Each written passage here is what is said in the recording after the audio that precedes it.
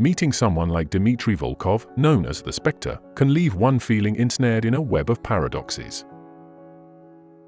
His enigmatic persona might captivate you, drawing you into the depths of his intriguing world. Yet the same qualities that attract also instill a desire for escape, a longing for the safety of the mundane world you knew before. His presence is a labyrinth where shadows play on walls of intrigue, each corridor promising the thrill of the unknown, yet potentially leading to danger. Such is the pull of the Spectre, a man who is a mystery, a riddle wrapped in the allure of the hidden and the forbidden. To desire both to leave and to stay is to be caught in the very essence of his spectral dance. It is to grapple with the allure of the abyss, finding oneself at the precipice between light and dark, between the life one knows and the life that whispers from the shadows. It is a testament to the power of the Spectre to haunt the very souls of those he encounters, leaving them yearning for both salvation and damnation in the same breath. General Nikolai Volkov, Dmitri's father, met his end in a manner as shrouded in mystery and ambiguity as the life he lived. The official narrative, circulated through hushed whispers in the halls of power, spoke of a sudden heart attack, an abrupt conclusion to a life spent in the rigid discipline of military and intelligence service. But in the clandestine world where the Volkovs played their roles, truth was often a layered entity, and the official story was seldom the complete one. Rumors and speculation filled the void left by the absence of concrete facts. Some murmured that the general had been removed by his own government, a casualty of the intricate and unforgiving game of espionage and power he had so adept played.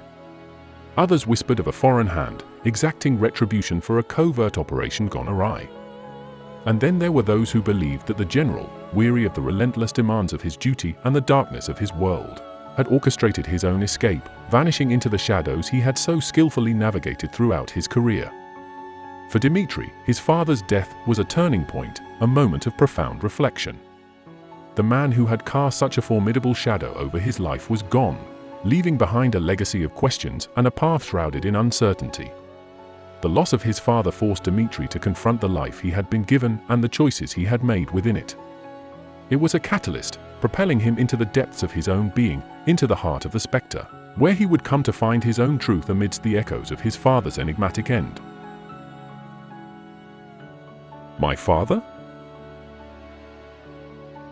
My father, General Nikolai Volkov, was more than a man. He was an institution, a bastion of unwavering discipline and stoic duty. His life was a testament to the state, his every breath a note in the symphony of service and secrecy. He was as enigmatic as the world he navigated, a world where the line between ally and enemy was as thin as a whisper. As a child, I watched him.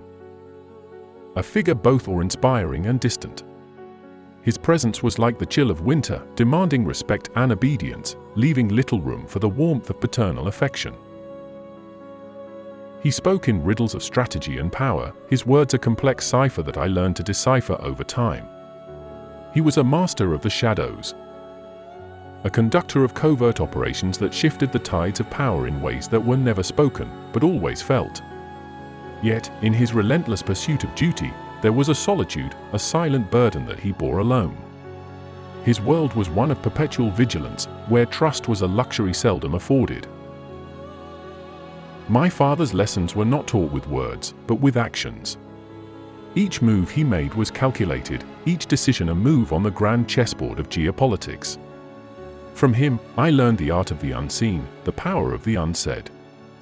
He taught me that to be a shadow was to be untouchable, invincible. Yet, for all his strength, there was a fragility in him, a crack in the armor he wore so well. It was in the rare moments of quiet, when the weight of his world seemed to rest heavily on his shoulders, that I saw the man behind the legend. In those moments, I understood the price of power, the cost of a life lived in the penumbra. General Nikolai Volkov was not just my father, he was the architect of my existence, the shadow that shaped my being. And in his passing, he left a legacy as complex and enigmatic as the life he lived. A legacy of strength and solitude, power and paradox, that I carry within me as I walk the path he paved in shadows. Enough. The chapter of my father is one I've chosen to close, sealed away in the crypts of my past. That name carries with it a legacy of shadows and silence, a legacy that is mine to bear, but not mine to divulge. It is a tale written in the ink of discretion and shrouded in the cloak of twilight. Do not mistake my reflection for invitation, for there are corridors in the mansion of my memories where even I fear to tread. The legacy of the general is a fortress, its foundations deep in a soil soaked with secrets too potent, too perilous to unearth.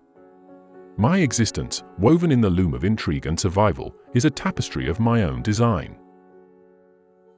I am the Spectre, a phantom born not just from the blood of the Volkov lineage, but from the whispers of the night and the deals forged in the dimmest of lights. Tread carefully on the ground you walk, for the tales of the past are like sleeping hounds. Let them lie, lest you wish to awaken something far more formidable than mere memory. Let us cast our gaze forward, to the here and now, where the shadows dance to the tune of the present, and leave the ghosts of the past to their eternal slumber.